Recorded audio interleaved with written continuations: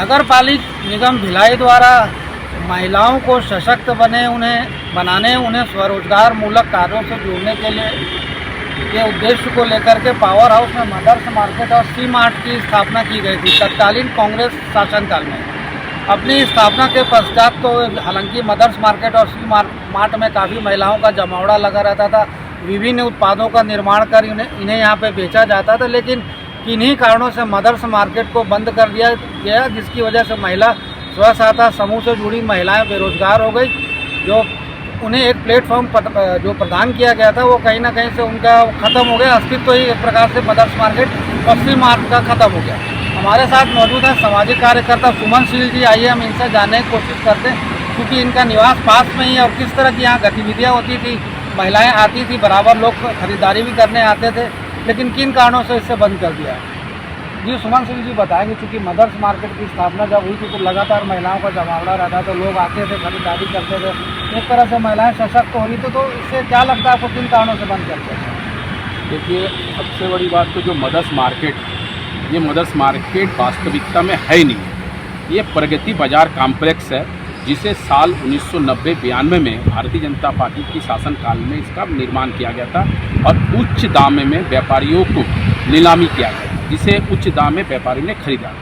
और उसके जस्ट बाजू में आप जो देख रहे हैं कि सी जो मार्ट है, ये 35 साल पुराने नींव के ऊपर इसका निर्माण किया गया था। दोनों ही चीज़ एक भ्रष्टाचार का प्रतीक है, क्योंकि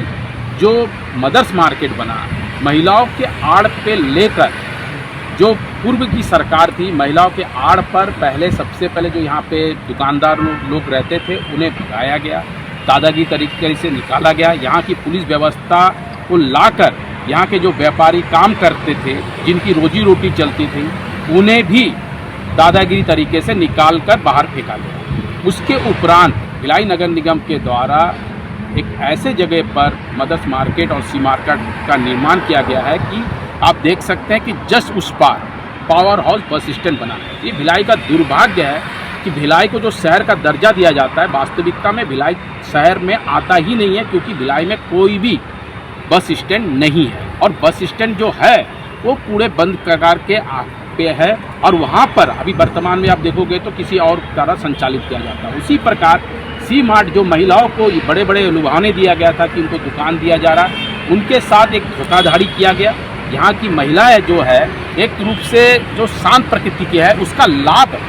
यहाँ के शासन प्रशासन और पक्ष और विपक्ष, चाहे पूर्व की भारतीय कांग्रेस की सरकार रहे या वर्तमान में भारतीय जनता पार्टी की सरकार है, दोनों ने इसको आंख मूंद कर भ्रष्टाचार को कहीं ना कहीं होने के लिए जो भ्रष्टाचार हुआ है उसे ठंडे बस्ते में दबाने का कार्य किया गया है।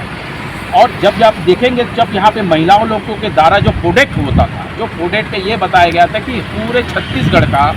जो भी महिलाओं के द्वारा निर्माण किया जाएगा उसमें सी मार्ट उसका बिक्री किया जाएगा, मगर वास्तविकता जब उसकी गहराई पे जाए तो उन सामानों को बिक्री के बजाय प्राइवेट कंपनी को दिया गया और प्राइवेट कंपनी के सामान यहाँ बिक्री हो रहे थे जो उच्च दाम के था, जिसके चलते यहाँ के जो स्थानीय लोग रहते हैं जो आजू बाजू में, जब वो खरीदारी करने आते थे तो उच्च दाम में होने के चलते यहाँ पे खरीदारी ना करके, जो कि सामने में जौहर मार्केट है, उस जौहर मार्केट में इन लोग खरीदारी को मतलब कहीं ना कहीं जाते थे, जिसके चलते ये दोनों ही प्रोजेक्ट फेल हुआ। और आज जो वर्तमान में जिन बताया जाता था कि मदर्स मार्केट को यहाँ पे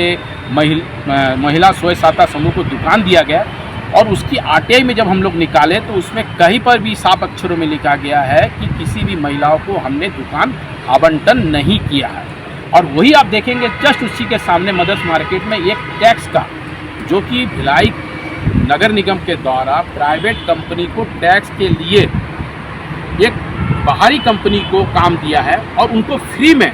ये दुकान उपलब्ध कराए गए। तो किस तरह से महिलाओं के साथ धोखाधड़ी की गई है और उसके आड़ पे किस तरह का करोड़ों रुपए का भ्रष्टाचार हुआ, वो जांच का विषय है। परंतु वर्तमान में अभी जो सरकार है वो किस तरह की जांच करता है, वो भी आने वाले समय में इसका उजागर देखने को मिलेगा। इसका निर्माण किया गया था, तमाम तरह की बातें सामाजिक कार्यकर्ता सुमन शील जी द्वारा भी बताई गई,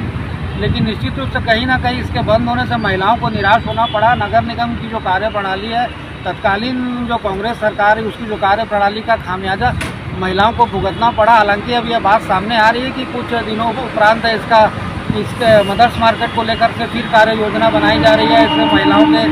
महिलाओं के हवाले का निश्चित रूप से फिर से इस तरह की जो बातें सामने आ रही कि फिर से यहाँ पे स्वरोजगार मूलक कार्यों को लेकर के महिलाओं को इन दुकानों का आवंटन किया जाएगा, जो फिलहाल फाइलों में कैद है। आने वाले समय में ये स्पष्ट हो सकेगा कि जो सी मार्ट और मदर्स मार्केट का निर्माण कराया गया वह वाकई में महिलाओं के लिए कहाँ तक लाभदायी होता है, ये आने वाले समय में देखने की बात होगी। RCN न्यूज़ के लिए संजय दुबे।